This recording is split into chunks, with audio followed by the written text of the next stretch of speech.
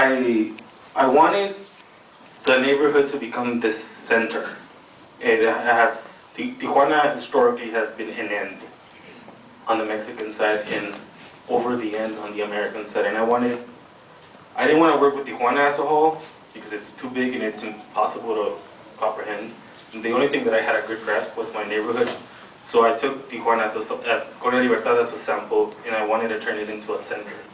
And in order to make a center in the world, you would need an icon. You need a Eiffel Tower. You need a pyramid. You need something to draw tourism into.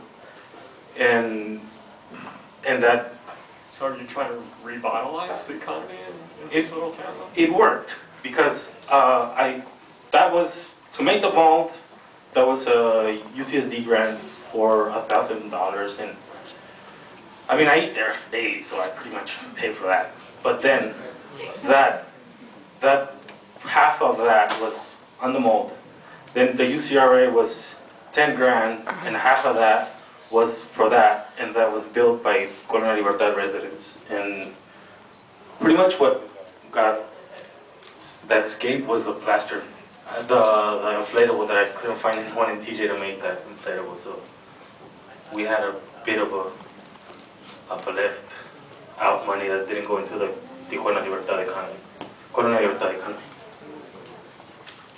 So how do you explain the process to the people who live in the neighborhood or in the city? I mean, you're appropriating a symbol that's typically American or associated with America and immigration and new hopes, new dreams.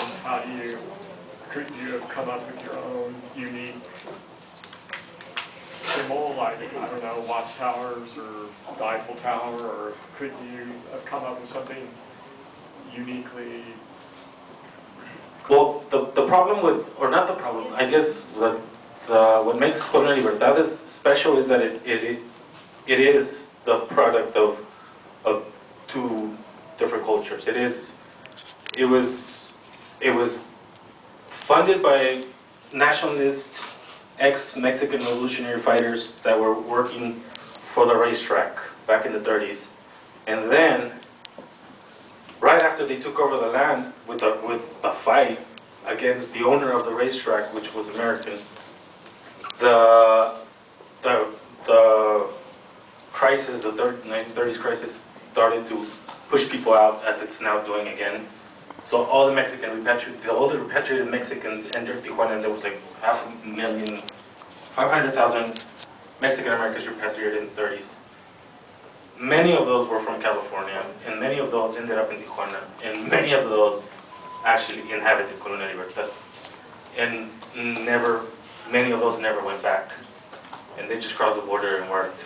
So you had really nationalistic revolutionary Mexicans with other repatriated Mexicans, and it became this weird mixture of freedom, because Colonia Libertad was somebody, I mean, it has a fence, and it's called Colonia Libertad, and that to me was the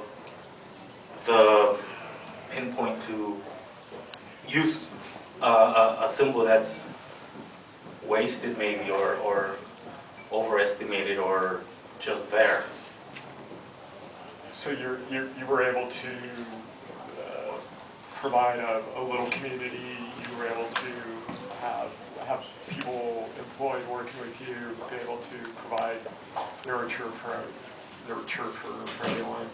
Is that, I mean, where do you go from here with that? I mean, do you travel that piece around the rest of Mexico? Does it stay there? Is it a place, I mean, what does it become? I mean, is it just a pull of something that's only been useful? I mean, how do you see a long-term vision on that? Well, the original plan was to have the piece travel around Colonia Libertad in public spaces and give workshops or just like actions, just something like this happening and have the community look at it and experience it, maybe not even like it, or what it doesn't, that what it triggers out doesn't, over my head.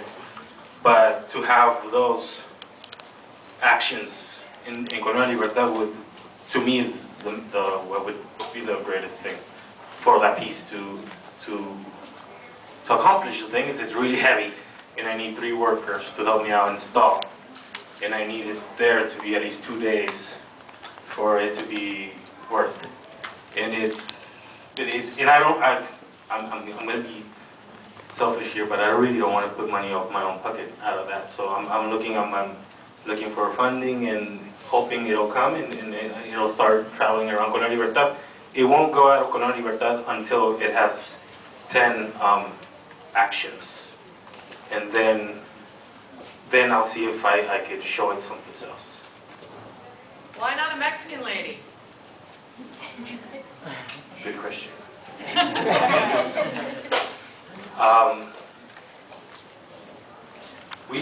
I guess we can call her a commuter.